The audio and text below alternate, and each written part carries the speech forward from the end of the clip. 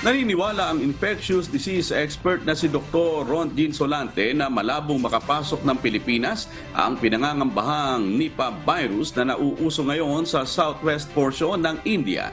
Sa isang panayam, sinabi ni Dr. Solante na kontrolado na ng Kerala State sa India ang Nipah outbreak, kaya't posibleng hindi na ito makapapasok pa sa border ng Pilipinas. Giit ng doktor, hindi ito bagay na dapat ipag-alala sa ngayon, hindi tulad ng nangyari noong kasagsagaan ng COVID-19 pandemic. Anya, mas madaling ma-detect o mahanap ang mga taong may sintomas ng Nipah virus. Base sa pag-aaral ng mga eksperto, ilan sa mga sintomas ng Nipah virus ay ang pagkakaroon ng lagnat, pananakit at panghihina ng katawan. Gayun din ang matinding pananakit ng ulo at madalas na pagtulog.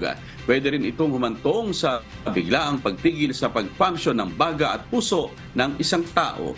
Sinasabing mas nakamamatay ang Nipah virus kumpara sa COVID-19 kung saan nasa 50 hanggang 75% ang mortality rate nito.